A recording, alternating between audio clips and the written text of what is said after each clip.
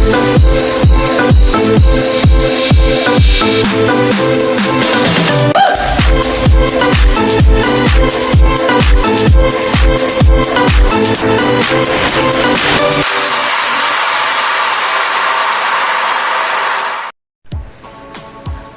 day! What's up? Mga kalaspag. So, ito na naman tayo, bagong araw, bagong blessings. So, ito, yung kung napapanood niyo yung mga previous video ko, so magba-bike check tayo, no? So, i-check natin yung bike, mga specs niya. So, ito hindi naman ano to na ipagyayabang yung bike. Sa mga disclaimer dyan, hindi naman ganito. So, ito lang para may content lang tayo. At saka, pag gusto nyong bumili ng ganitong brand, so, at least alam nyo ng specs ng ganitong brand, ng ganitong model ng bike. So, kung bago pa lang kayo dumaan dito sa channel natin, so, please like, share, and subscribe. So, binigyan na ako guys ng commander ko. Sinulat niya na kasi nakakalimutan ko lagi. So, kung bago kayo ulit sa channel ko, it's in campus, your kalaspag guys. Sana ay nasa mabuti kayo lahat ng kalusugan, walang sakit. So, yan guys, bike check tayo ngayon. So, yung brand natin, actually this is my second bike. Ano siya, pinangalanan ko siya paring Phoenix kasi yung ayan, yung color niya orange. So, pinangalanan ko siyang Phoenix. So, it's KTM brand.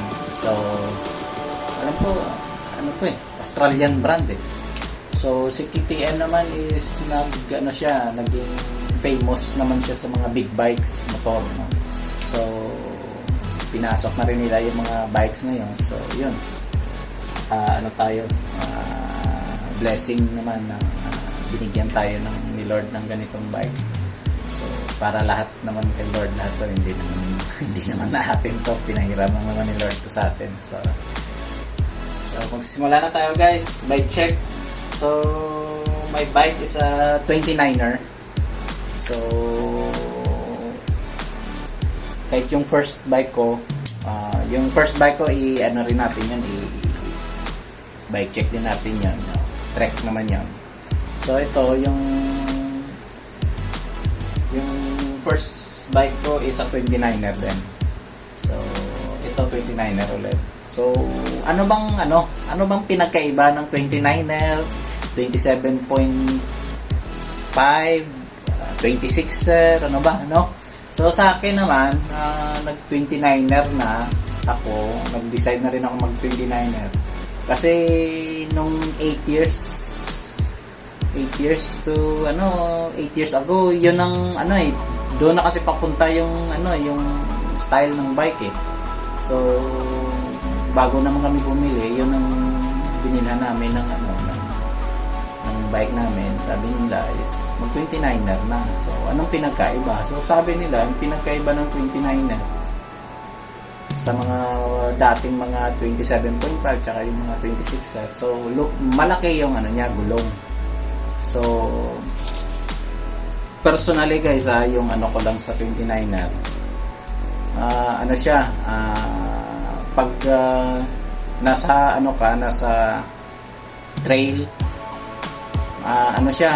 hindi ka, kasi malaki yung bilog niya. So pag may mga butas-butas guys, hindi ka bigla mahulog sa butas o masemplang kasi nga yung gulong mo malaki. Hindi tulad ng 27, maliit lang.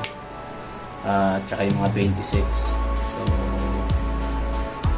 yun. Tapos medyo matulin daw siya pag sa mga road naman medyo matulin kasi malaki nga siya eh. malaki. So kunting ano mo lang, malaki na kagad ang kinakain niya na distance. So I don't know kung may ano yun, pero sa akin parang wala na. Ang ano naman yun, ano lang eh, yung pinaka ano pa rin yun, yung lakas ng paa mo, lakas ng binti mo sa pag ano eh, padjak eh. So yun lang ang ano ko. Pero ang ano ko nito guys, experience ko, ano, hirap pag itong gagamitin mo sa mga ahon. Na ano ka, medyo kung gumamit ka ng 27, 26, tapos ito gagamitin mo yung 29. Medyo mahirap-hirap yung ano kasi nga malaking gulong mo eh. So medyo matigas ipadjak pag mga ahon. So, pero okay lang naman yun kasi yun nga yung ano natin purpose para makapag-exercise eh. So, kahit mahirap maghahon, okay lang siya sa ano. So, maninibago ka ano, kasi may mga kasama na ko dating 26er yung gamit nila, mga old bikes pa 27.5 ba yun. So, pag nag-29er sila, feeling nila ano daw, malaki yung bike, so hindi sila komportable. So sa akin siguro sanay-sanay lang naman, ganun lang naman yun. So nakasanayan ko na kasi na mag 29er so tsaka yung uso ngayon 29er naman talaga. So marami na ako nakikita 29er. So ang pinakano ngayon is 29er tsaka yung 27.5. So yung ito ngayon kasi kung medyo maliit ka, hindi ka naman katangkaran, mas magandang mag 27.5 ka para hindi ka mahirapan.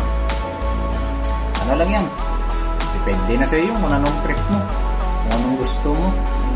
Pero in terms naman sa presyo, parang wala namang pinagkaiba.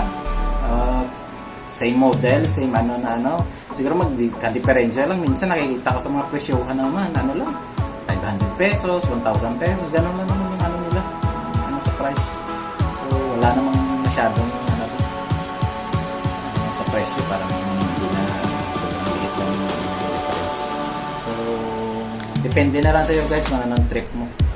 So ako 29 na. So dito tayo, bike check. So ito yung ano natin is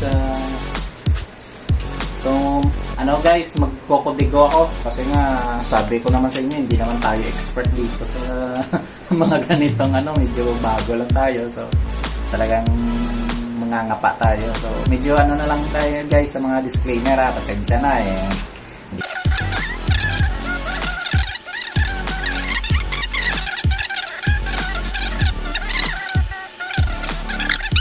So si Phoenix, ito yung ano niya. So kulay orange siya. KTM yung brand, 29.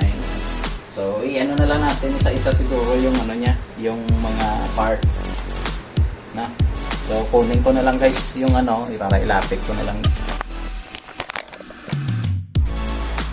So ito guys. So magsisimula tayo siguro sa ano, sa frame, no.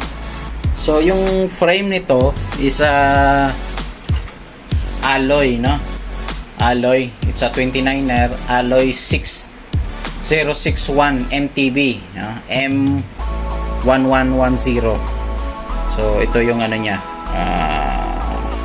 kabukan ng ano niya, ng frame natin. So yung model na to is KTM Chicago Disc 291 na. So nandito yung mga ano niya, decals niya, yung mga sticker niya. So ito,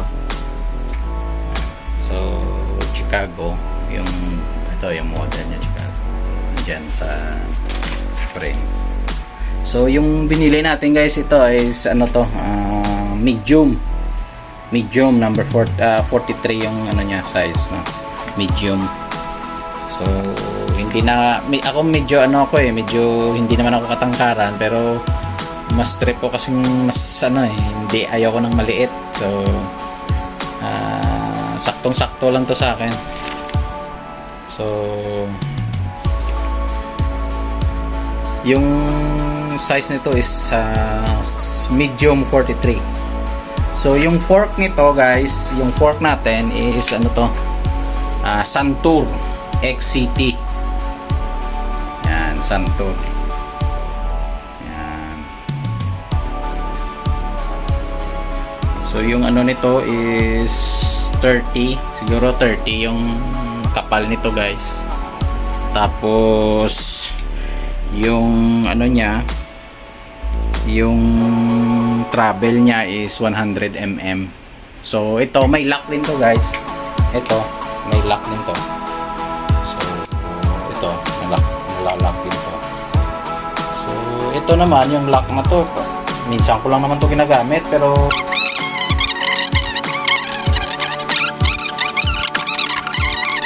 yung mga headset natin, no?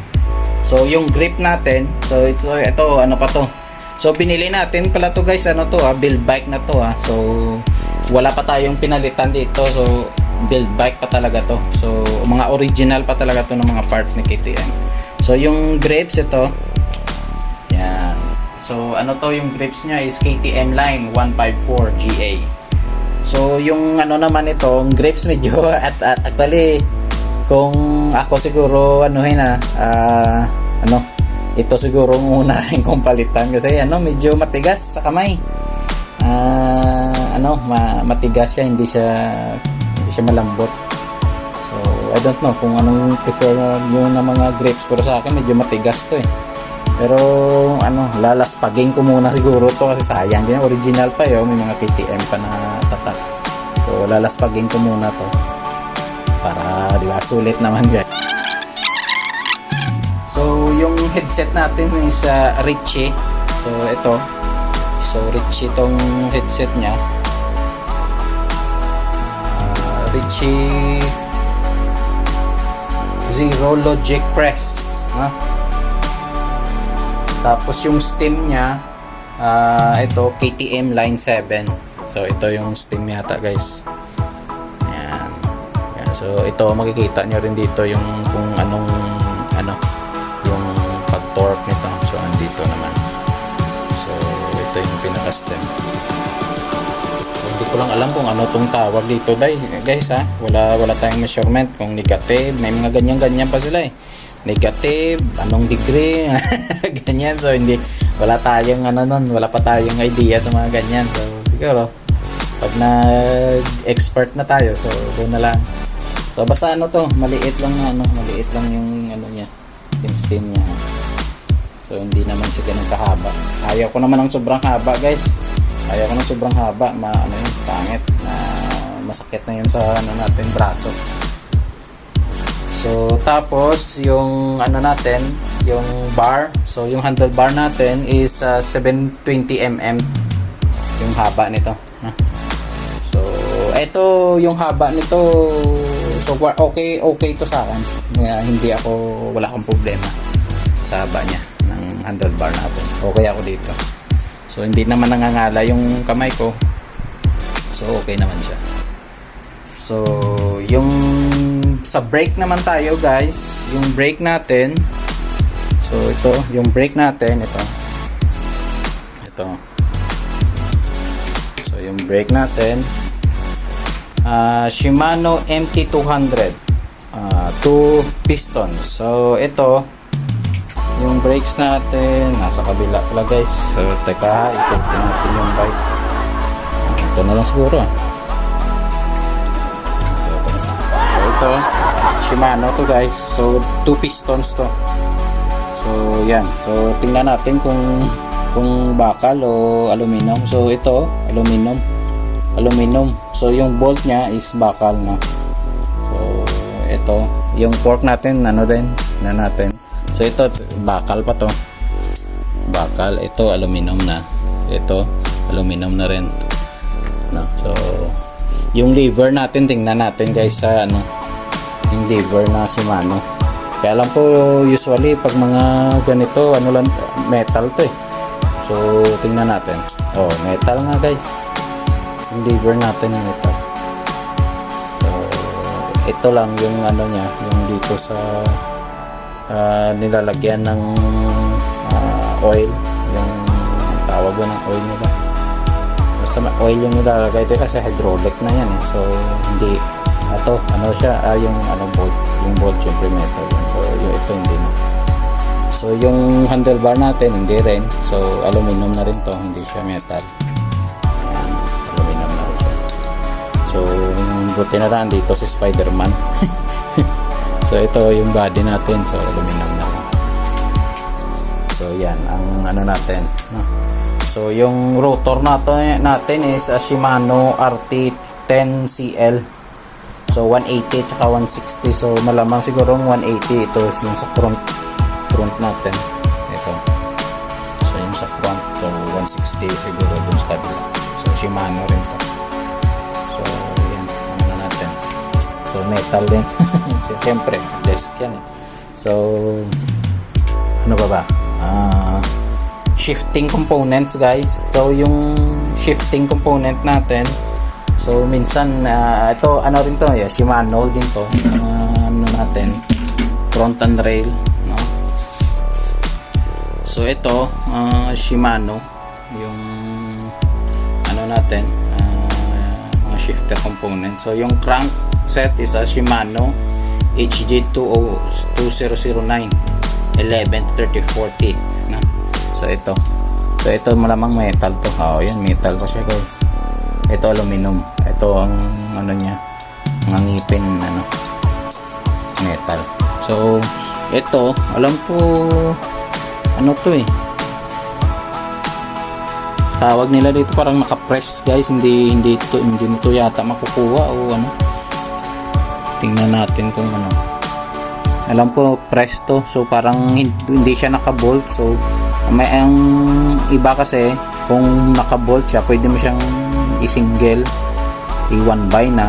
So hindi ka na bibili ng bagong crank. Ito wala, malamang naka-press to. So pag nagpalit ka ng crank, wala na to kasi hindi naman siya mga ano, disassembled. So buo to pag tinanggal mo. So may plano ako sa future, gawin ko tong ano, 1x12 siguro guys, para ano, gumaan naman yung bike.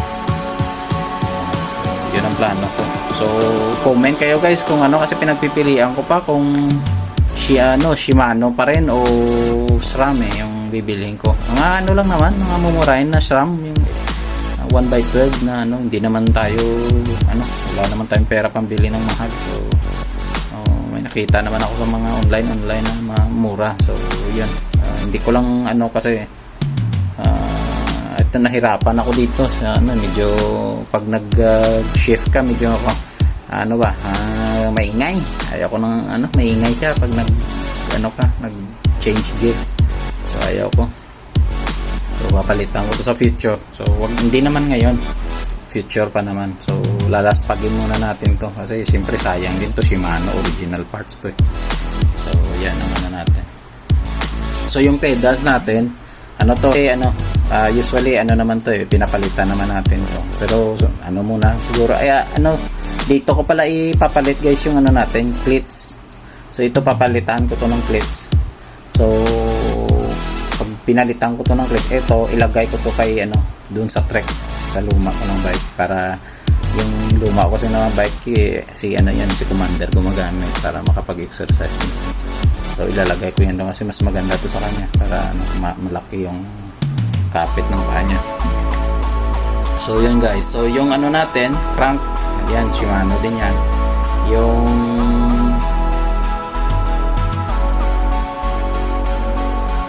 Yung rear derailleur natin guys, Shimano rear derailleur is a Shimano ano yan Shimano Altos. Yan Shimano. So guys, Shimano Altos. So ano to, 9x3 to yung ano natin. So Altos M2000 yung rear derailleur natin. So ito ano, okay naman sa akin yung Altos, pero ano, mas ano, medyo ano, hili ko kasi mag-akyat-akyat sa mga ano, matatarik. So ito medyo nabibitin ako kasi 9 nga lang eh. So gusto kong palitan siya ng 12 para ano, hindi mabitin sa akyatan. Hindi lang to focus to. So pasensya na kayo guys sa ano natin guys ha, sa video kasi ano to, cellphone lang naman ang gamit natin. So wala tayo pang pambili ng mga ano, mga ganyang mamahalin pang camera. So medyo ano lang. So ito guys yung ano natin, Red Raider. So yung ano naman front, yung front is Shimano Altos din. Yan. Ito yung ano, yan, pangalan Shimano Altos. So ito ano rin ako, yung sabi ko nga kanina, pag nag-shift ka maingay. So hindi ko rin trip. So tingnan natin picture. Pero so far okay sa ngayon okay pa naman siya, gagamitin ko lang muna to. So yung shift lever natin, ito Shimano Altes SLM 2010. Ito yung shift natin. Yan, so ito may number dito guys. So Shimano din to. So okay naman to. Okay naman siya. Yan. Okay naman siya. Ito rin yung sa rear. Yung sa front derailleur natin. Yan. So okay naman. So yung sunod is yung wheels natin guys is KTM line 29er 36H Rocky 22 RX. So ito yun lamang, ito yung ano natin. So stainless steel naman to yung ano natin, mga rayos.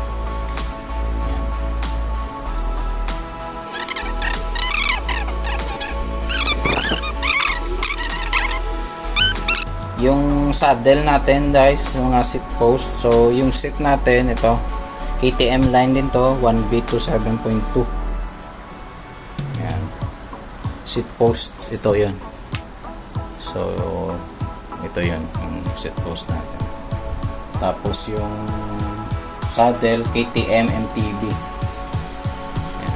Saddle ito yata saddle guys, no? Ito ba yan? So yan. So ito malambot naman to.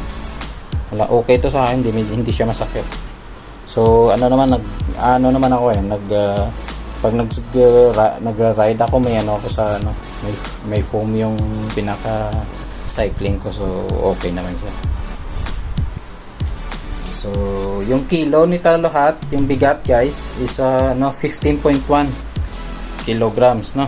So medyo mabigat siya kasi syempre aluminum.